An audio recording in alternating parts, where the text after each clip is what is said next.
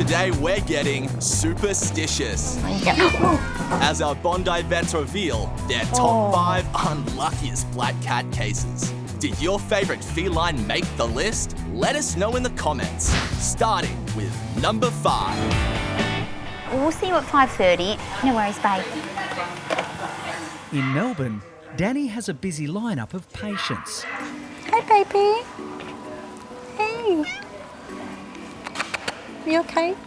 Steph has just arrived with 11-year-old Marley after a suspected accident at home.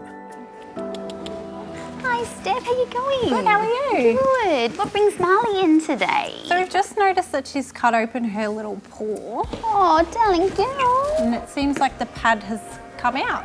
Oh, no, darling. Did you see anything happen? Any trauma? Or No, nothing at sure? all. Just No. came home and that's how it was. Has she been using the paw at all? A little bit, not too much. Okay. And has she been well otherwise? Haven't had any other concerns with her lately? No, she's been absolutely perfect. Okay, well that's good. I'll take her through and then I'll come and have a chat to you in a minute, No okay? worries. Won't be too long. Come on, Marley. Come on. You're gorgeous. Yes, it's looking a little bit dirty there, darling, hey? Oh, sweet pea. Let's have a little look there. Sorry, darling. Oh, ouch. Yes. Oh, that looks very ouchy, mate. It's strange, the paw pad feels really squishy and the tissue looks like it's split and then it's herniating out of that. It's just not looking healthy at all. And it does, I just want to have a look at the other paw pads and see if there's anything. Yes. Marley's come in today with a lacerated paw pad, but I'm having a look at the paw pads. They are all abnormal. They've all got this compressive tissue that's all squashy. So I think we've got something else going on here. So I think she's got a condition called pillowfoot, which is a plasma cell pododermatitis. So if you can see the actual paw pad is really abnormal. It's just squashing under my finger. It's not a nice, firm, sort of dense structure anymore. So I think that's then led to the laceration. And now it's just how we manage that. I'm not loving how well that's going to heal. Poor Steph, this is going to be quite a bit of information overload and a shock because Marley's come in with what looks like just a simple laceration, but it looks like there's also some more serious conditions going on here, possibly feline AIDS as well, so it's a lot to take in. I don't like the chances of it healing without surgical intervention. Oh, Marley, darling, I'm sorry. This might be one for the specialists, I think. They may need to remove that paw pad. She needs more information from Marley's worried owner, Steph. Hello, so I'm just having a little look at Marley. I was wondering, has Marley ever been tested for FIV before? Okay. FIV, or feline immunodeficiency virus, severely affects a cat's immune system, reducing their ability to fight off infections, as well as increasing their risk of developing certain cancers. Well, I might do that test today if that is okay with you. Yeah. Just want to get the full picture as to what's going on. Yeah. Okay, I'll get that done now. No Okay, worries. won't be long. So I've come in with just a cut open paw and to hear that it could be a rare disease is really, really scary. I'm sorry. Very brave, very brave. Okay. What a brave girl, sweetie, hey? Well done. So we're just running an in-house test to see whether Marley carries FIV or FELV, which are viruses that affect the immune system of cats, and it can complicate healing and infections and things like that. So we want to make sure that that's not present.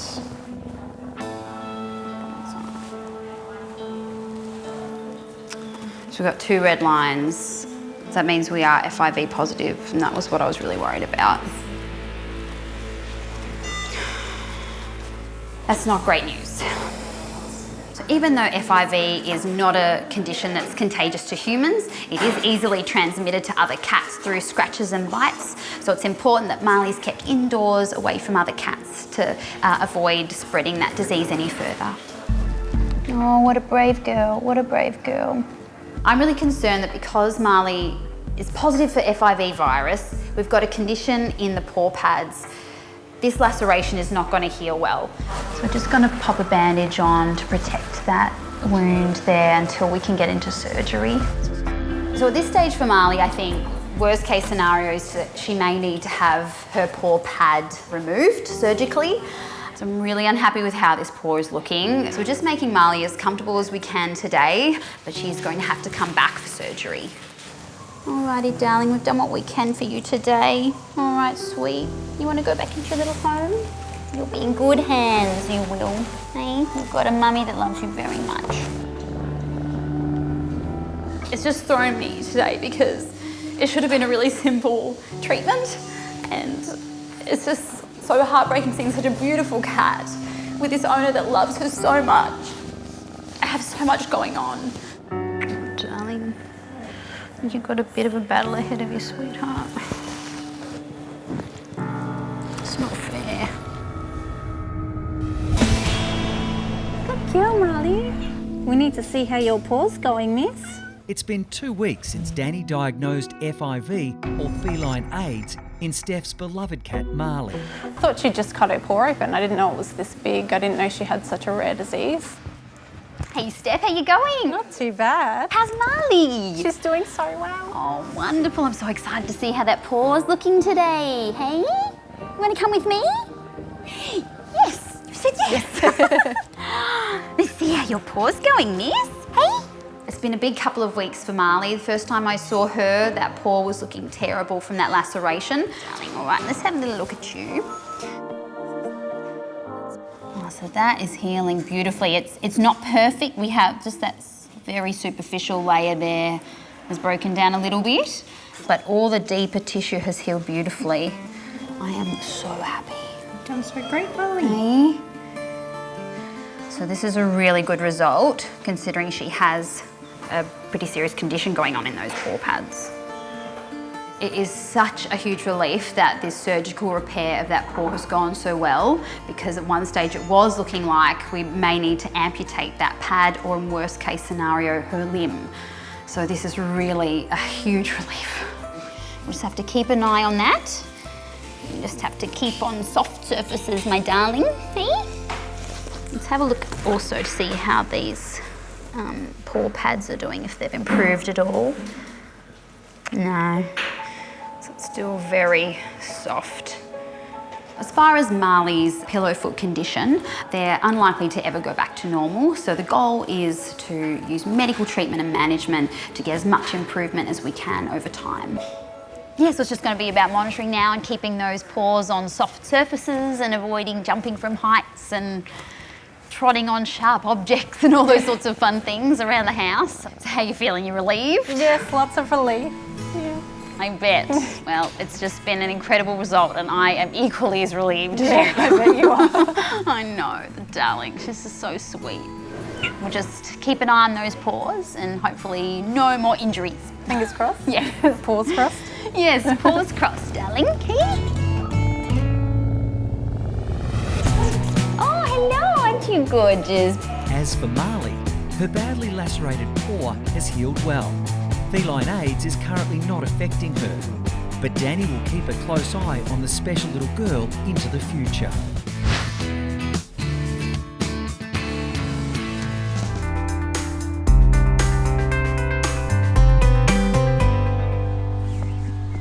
Come on, Candy. Hello. Hi, good morning. Morning. In Sydney, Alison and Audrey's first patient is rescue cat Candy. Carer Adriana has some grave concerns about the little orphan. So what's wrong with Candy today? So I run a cat rehoming service, and she's come into our care a few weeks ago with very poor balance. She was very unsteady on her feet. Oh, look at your eyes. So when she walks, she has a head tilt like this. Her head wobbles like one of those wobble toys, and we don't know why. We originally thought that was because of malnutrition. So we've been feeding her. She's now reached a really nice weight. She has, yes. But her balance is getting worse, and she falls when she walks, and it's very sad, actually. She was down in the euthanasia list, and we thought that perhaps we'll be able to help her and hopefully find her a home. We're just going to see how Candy's walking, see how she's placing her feet. And that's That's what she does? that's what she does when she just can't concentrate enough to walk. My sweetheart. So she's in a wide space and she's not liking it, but I think if we pop her close to the cupboard, she might actually be a bit better. Just to have that security of something next to her. She's more comfortable to walk. Yeah, because she uses that to balance herself. Yeah. Well, this definitely could be neurological because of the head tilt. An inner ear infection is another possibility. So there's a couple of tests that we have to do today. So we're just checking her placement. So I'm actually popping her paw the other way and see if she can right it herself. So this is one of the exams that we do just to check her nerve function to all her feet. Good girl. And so she corrects it straight away, which is a very good sign.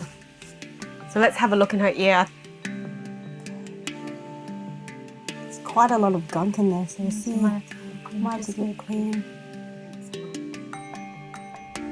What is going on in here? It's actually sort of a thick mucoid yellow colour in here. It's like a whole big gunk of pus. We're actually in disbelief that Candy is actually managing to walk at all. There is so much pus and discharge, crunchy, cruddy bits. It must be so uncomfortable and painful for her. It just looks so nasty. As soon as you put anything in her ear, her leg starts scratching and she starts shaking, so it's quite uncomfortable. It's almost like it's quite hypersensitive to any sort of stimulation. So the ear is actually a very important part of what we call the vestibular system or the balance system. So if the ear is affected, especially the inner ear or the middle ear, that will really put you off your balance. You can't stand straight and it just makes you really dizzy. The girls need more clues that will help explain Candy's condition. So we've smeared the ear discharge onto the slide and you can see it there. And I'm going to give that a stain up, so put a few stains on it and have a look down the microscope to see if we can see any yeast or bacteria that might be causing the infection. Alison is shocked when she makes an alarming discovery in the little cat's badly blocked ears. There's a lot of bacteria there, there's a lot of pus and white blood cell. It looks like a bad infection, so we'll take Candy into hospital under general anaesthetic, give it a good flush out. The best case scenario for me would be for her to find a cure to her problem and then find her forever home. Carer Adriana wants to find Candy a loving new home, but the little cat's chances will be slim unless the girls can find out why she can't stand up or walk straight. So let's take her back to the hospital. And then hopefully we can get to the bottom of the infection. You are not good right now.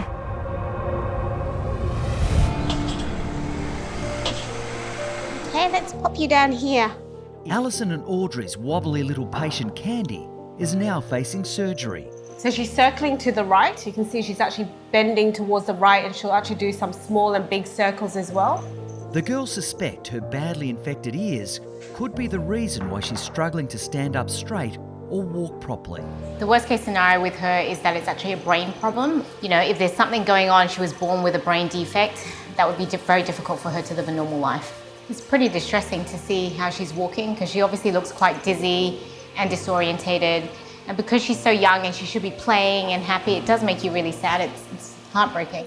So we're just going to give her general anaesthetic and we're also going to take some blood just to look at her general health screen.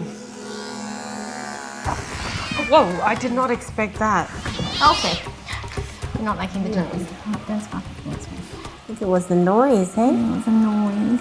The frightened little rescue cat is terrified of all the attention, but she urgently needs an ear flush to help relieve her pain and hopefully improve her balance. So we're wrapping Candy up just so that she feels a little bit more secure and hopefully she doesn't jump out of our hands while we're taking blood. I think because she's so uncoordinated in any position that she feels a bit uncomfortable or dizzy, she freaks out. So having sort of that pressure around her is going to make her feel a little bit more settled. Taking bloods with a very flighty cat can be a little bit dangerous because you're with a pointy needle and they're running around the room. So you've just got to work around the cat, figure out a way that they're most calm and also keep the bitey end and the claws ends in, away from us. Good girl. You like a bit of line down. And I got a...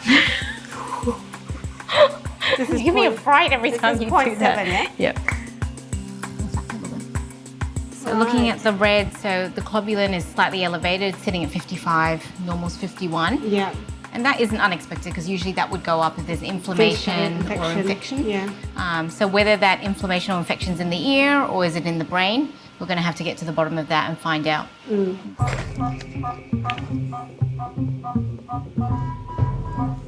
So we're going to pop this little tube in just so we can get right down into the ear canal and then use some special flush with some antibiotics in it to give it a really good clean. We do have to be really careful because the end of that can cause some damage because it is so inflamed in there. So just guiding it in with my otoscope gently to get it to where I need to.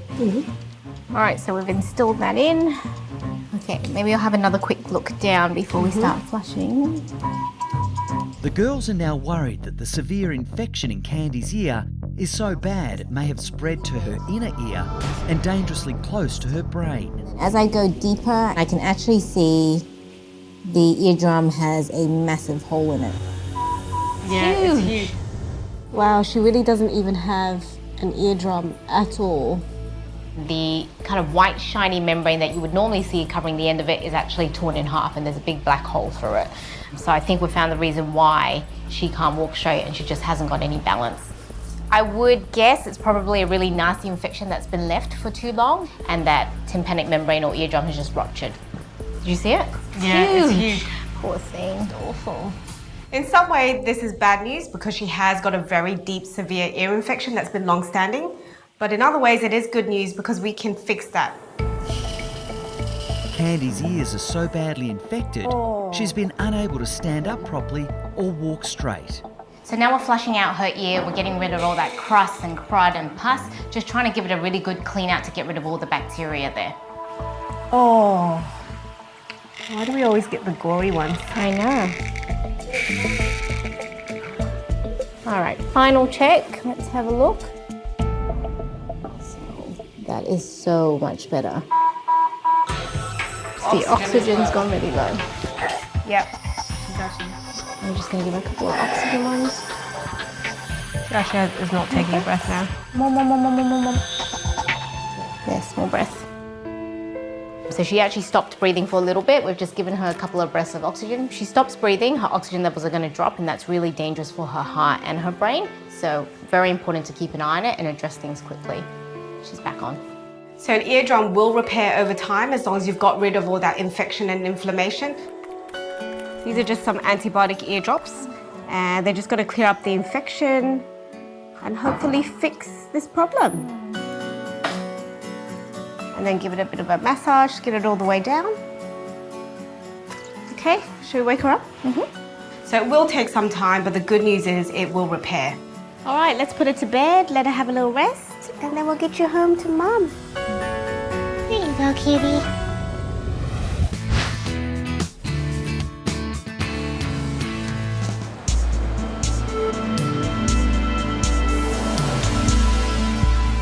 Hi, Emma. Hi, Hello. Echo. Come on in. Hi. Hello, buddy. Have you got into mischief? At St Margaret's, worried owners Emma and Echo have rushed down to the practice with their 11-year-old cat, Spuddy. So, I hear this guy's gagging and retching. Is that right? Yeah, he hasn't eaten for the last 24 hours, but he can't even drink milk at the moment or, water. All right, in a bit of distress. I mean, I don't know how relevant this is, but he did eat a very large mouse last week. Spuddy's the sort of cat that does tend to be sick quite often because of all the weird things he eats. I mean, usually he just coughs something up and then that's the end of it. But this time it just kept going on, so we rushed him down. So if I get you to hold both of his front legs with your two hands. Okay. All right, mate. He's got the sharpest claws. So unfortunately, I can't see as far back as I would like to because the tongue, he jams it up into the top of his mouth. So what I think we're going to need to do is knock out your boy and have a good look down his throat. Sure. Okay. Because my feeling is that we're going to find something that shouldn't be there. Yeah. I think what concerns me with this case is that Spuddy Boy normally eats for England, but he has just stopped eating, he's stopped drinking, and now he's gagging. So he's clearly having some issues with his ability not only to eat, but also breathe, and that's a major concern. All right, will you say goodbye to your boy? Hi, Spud. He's very important in our lives. Yeah, we're very fond of him. We're very fond of him. Hey. He's got some very sharp nails, so watch yourself. Oh, lovely. Look at them talons. Head nurse Emma is helping Scott find out what might be stuck in Spuddy's throat. What do you reckon it is? It could be anything from a grass blade to, material, string, all that sort of stuff. All right. All right, buddy. Yeah, okay, good boy. Oh, it's a bit scary, isn't it? We're all right, buddy. These things with cats, with any animal, are what we consider emergency procedures. The fact that he can't really swallow, he can't eat, he can't drink, we class that as an emergency. So hopefully Scott will be able to find something relatively easy and get him into recovery. So at least now with him asleep, I can see down the back of the throat, I can see his larynx, it's all fine. All right, buddy. Ooh, what's that? Yeah, I've got it, whatever it is. Ooh, what the hell is that? It's absolutely massive. My goodness. Look, it's still coming. Oh my goodness, look at that. Oh, mate. Buddy. It's amazing to see a 3 or 4 inch long bit of grass. Absolutely unbelievable. And you can just imagine how infuriating that must be to be stuck in your throat. It's awful. It's massive. So what he'd done is he'd swallowed it and then he coughed at just the wrong time and it's gone whew, up into his nose and it's just been going backwards and forwards and backwards and forwards. So he sneezes and it goes up and then he coughs and it goes that way and it just keeps going backwards and forwards around his soft palate. Oh, bless him. But look at that. I mean, think how massive that would have been in his tiny little nose. Not so much the mouse tail that Mummy thought it was going to be. That is a ripper. This type of procedure, when they have this sort of foreign body, is actually really rewarding because the cat is significantly unwell. You quickly and deftly treat it, you find what's causing the problem, and they go home and they're happy. Hello. Hello. Look how big that is. Oh, that looks horrid. Oh, and sharp and pointy as well. Sharp and long. It's horrific. Yeah, no wonder he was in such discomfort. It's not the best of dishes for you, I think, my friend. I think you need to stick to those mice. He seems like he's back to his old self, so. Yeah, he seems completely fine. Bye, girls. See you later. Thank you. Thank you. All the best. Thank you. Bye.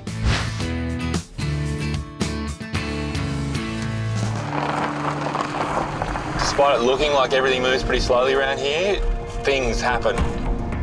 It's Chris's second week volunteering with the busy Esther Honey Foundation in the Cook Islands. They've had a lady call in from an outer island, Atataki, which is about 300 kilometres away, with a cat that has part of its nose missing. She's already on her way in now. Emergency arrivals like this are not unusual for Cook Island pet owners, and Chris is currently one of just a handful of vets on call. It's a bit of a new situation to be waiting for an animal to arrive, but it's an important one. You're right there. You're Poppy, right? Hello, how are you? Hey, lovely to meet you. Thank you. The small one? Yes. Oh, wow. Yeah, it's nasty. My first impressions looking into the cage there and seeing small one's nose are that, look, it could be a lot of things. It could be an open wound from a fight, it could be a nasty infection, it could be a virus, or, worst case scenario, it could be cancer. We'll get to the clinic as quickly as we can.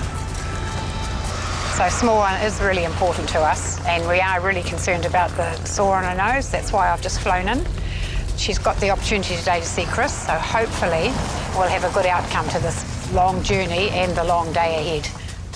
Okay, come through here. Thank you. Yeah, thank you for seeing her. We really appreciate it. All right. Here we go. Yeah, wow. So, I mean, that's the first good look I've had at that nose. It's obvious that a big chunk of that nose is missing.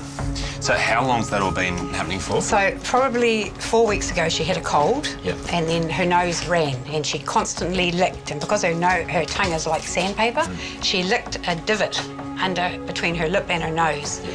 And it's just got steadily worse for the last 4 days. It started to bleed. I guess the sign of that blood probably made you more worried. Yeah, that's just saying it's time to do something. Yeah. Small one has lost a massive amount of her nose and it's happened quickly. So obviously that's of huge concern. What we're dealing with here is clearly very serious. If her temperature's normal, then we start to get to the stage where we can start to rule out a virus. Yeah. A bit over 38 at 38.1, 38.2 now. Okay, so that's normal. Yeah. So a lot of the viruses we worried about that can cause erosions around the face of cats, they usually cause ulcers on the tongue or serious irritations and really red inflammation around the mouth. Okay, let's have a look in here. So this is obviously the problem area. That's okay. Her gum colour's nice and pink, so she's got some good circulation happening. That's good. Despite her having a big problem around her nose, the inside of her mouth is actually looking pretty good. There's no doubting how much Poppy cares for Small One. She's just flown over an hour just to have her seen by a vet. My concern is, though, how's she going to handle the news if it's not good? Look at that, and she's lost about 1 centimetre of her nose there. Losing that much of your nose, it's certainly not normal.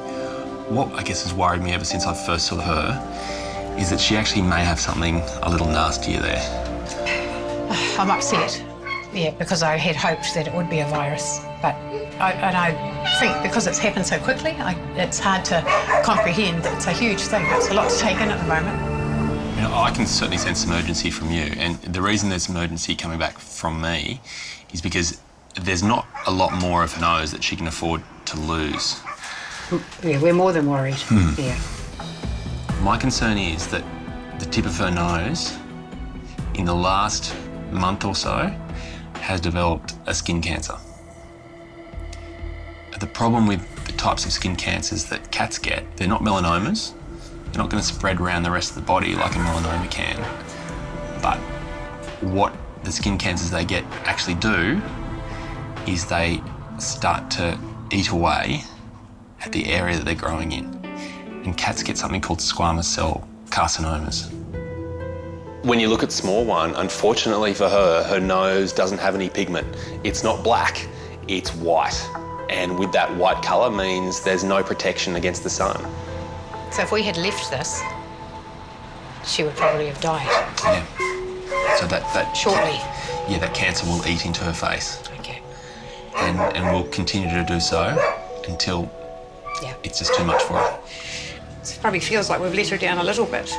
No, you haven't. You've just flown Yeah, I an know. hour from another island Yeah. to come to a vet to help her out. And her best chance of having a life after today is in acting right now. All right? I know that's a lot to take on. Usually working out a solution as to how you're going to remove this kind of cancer takes weeks or even months. Right now, I've got hours. We don't have the luxury of taking a biopsy and sending it off to a lab and waiting for the test results. We've got one day to fix her. Yeah. And that day has to be today. Don't want to muck about. Okay. I want to actually take her into surgery right now, if that's okay with you. Yeah. We would really, I mean, obviously we really love her. Yeah. I can't really go in without her. Well, let's make sure that doesn't happen, huh? Please. I'm looking at Poppy and the love that she clearly has for a cat. She's heartbroken right now, but what she's hanging out for is some hope. I'm hoping I can give it to her. Oh, ouchie.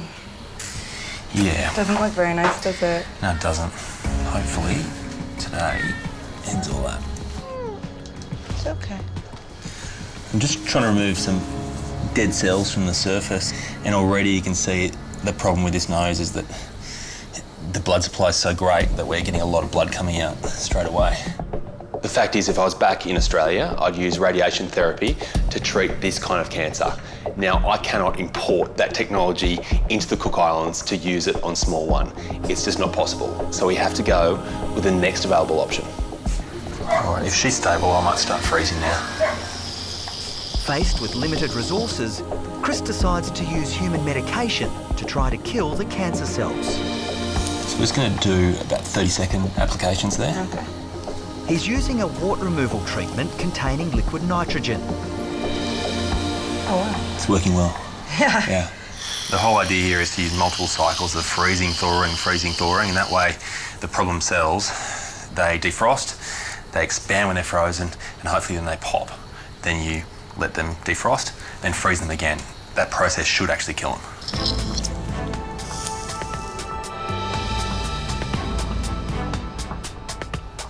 30.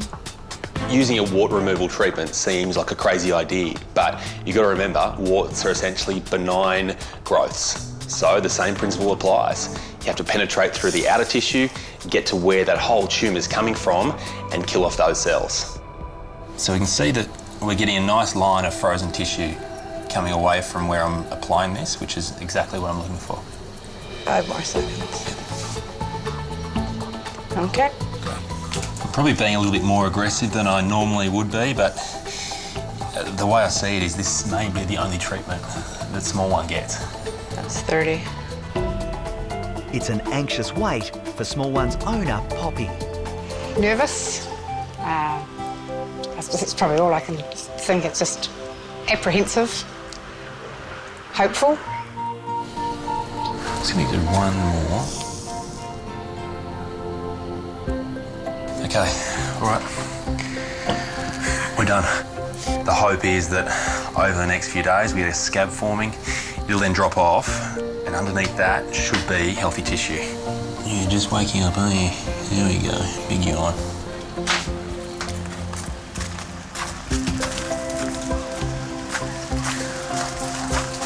It's gone well. Has it? Yeah, it has. Okay. You can relax. All right. Yeah. So we've managed to freeze those sections of the nose 3 times. Wow. So we gave it a really good go. Okay, and she's just waking up now, and she seems pretty happy there. Some people might say it's just a cat, but it's still part of your family. Definitely wanted to make sure that we've done everything we can to give her the best opportunity, and I think we've done that. Yeah, you're great. Thank you so much. Yeah, I really appreciate it. When it comes to commitment, Poppy is right up there because her love and devotion towards small one just cannot be questioned. This cat clearly means the world to her.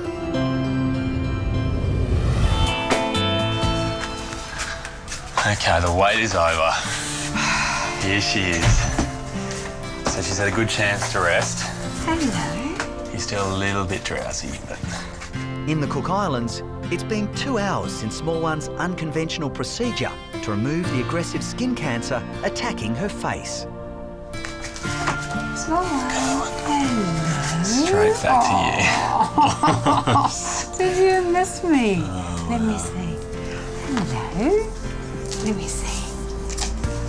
Oh, that looks excellent. Look at you. Yeah, so it's just going to dry out a little bit, and she may get a little scab forming there. Hello. But yes, I'm here. I know. That's okay. Oh, good. Seeing Poppy's reaction to having small one back by her side, you'd think they'd been separated for days, not hours. But it just shows you, no matter the language, no matter the country, no matter the destination, that commitment and that love for pets is just the same. There we go. Good girl. Good girl. There we go. Come on, small one. It's all right. There we go. Time to go home. I'll take you to the airport. Excellent. You ready to fly now? Go back to the island? I feel like we've achieved something today, and I just want to get her home so we can get life back to normal for her and for me. It's been great. Really pleased. She's going to become a frequent flyer. I think so too. She'll get some air miles. There's no way of knowing exactly how much time we've managed to buy small one through doing this procedure. But the fact is, without it, she was seriously on borrowed time. You can never accuse Poppy of not moving heaven and earth to do everything she can for her small one. So the two of them, they deserve so many more happy years together. Appreciate it. My absolute pleasure. Thank you so much. To everybody, eh? Okay. All right. I'll be checking in, okay? Make sure you do. You just give me a reason to visit Atutaki for a holiday. I might have to do that again. A working holiday. All right. All right, safe flight. Thank you very much. See you soon. Bye-bye. See ya.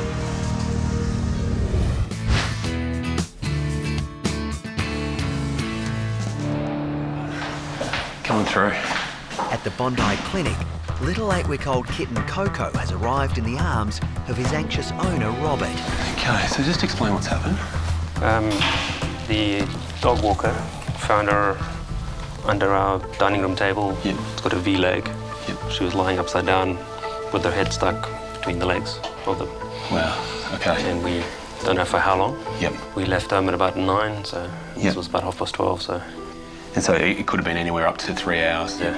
My real fear is that she dies, and I have to explain that to 2 kids that have gotten to really like her a lot.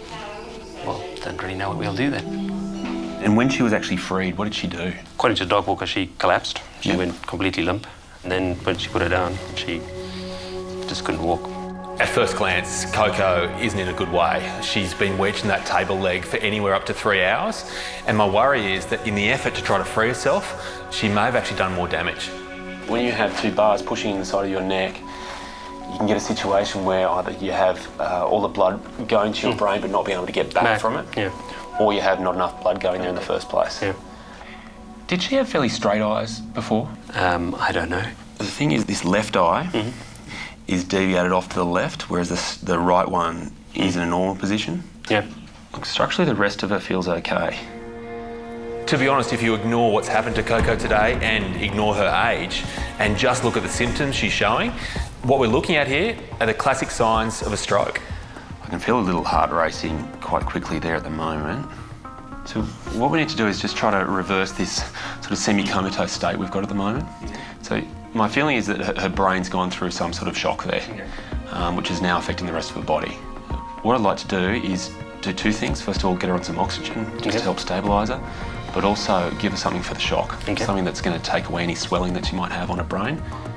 My hope at the moment is that it's just exhaustion from her trying to free herself from that table leg. But the big concern is obviously she may have a serious brain injury. Okay there? I'm just going to sleep, eh? Chris is giving little Coco oxygen to try to alleviate the effects of shock. Coco's body is essentially playing tricks on her. It's panicking, which means she's taking shallow breaths, and shallow breaths just aren't effective enough. The kitten has been found unresponsive after being found wedged in a table leg. She's taking deeper breaths there, which is good. The issue we have with shock is that it's essentially where the body starts to shut down. It panics and doesn't have a normal distribution of the blood supply and also the oxygen in that blood supply. The positive sign at the moment is that Coco's taking deeper breaths. The most effective way of making sure the blood goes to the organs where it needs to go is by giving her a really strong dose of anti-inflammatories. So I'm just going to go into the muscle here. There we go. The hope is that between the oxygen and the very strong anti-inflammatory, we'll find a way to actually decrease the pressure on her brain and actually allow her to fight off the shock she's currently experiencing. So she's breathing a bit more easily there. I might just set up the X-ray and get a quick shot. In struggling to free herself, Coco could have injured her jugular, arteries, or worse still, her spinal cord. An X-ray will allow Chris to check whether the bone structure is still intact. X-ray!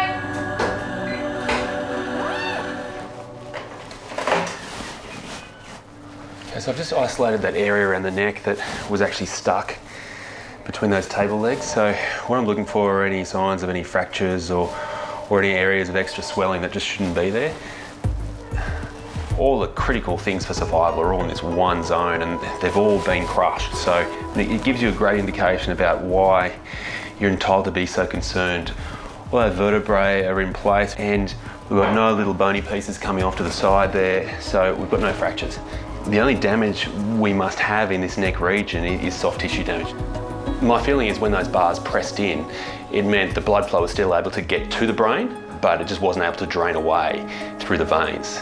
That meant essentially the blood pressure within the brain got really high. If that pressure inside of her skull has become too much, then there's always the risk she could have had a bleed, essentially had an aneurysm inside of her brain, and that could explain the signs we're seeing in her right now. Okay, okay. How are you feeling there?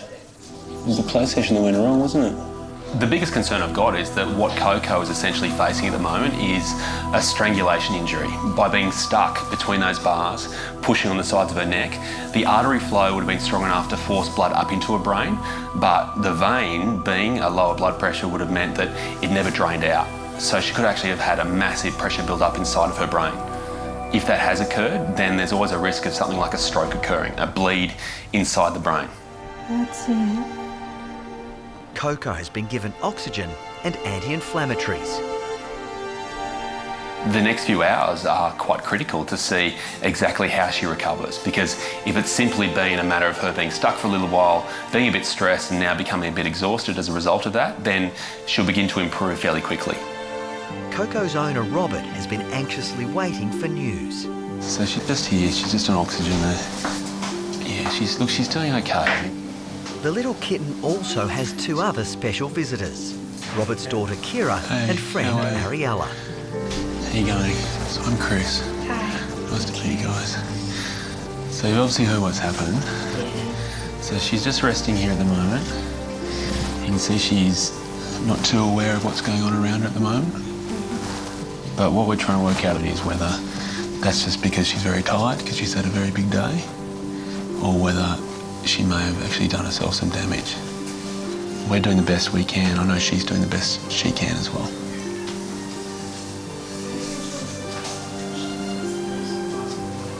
I promise you I'm not going to rest until we see some sort of sign of improvement from her.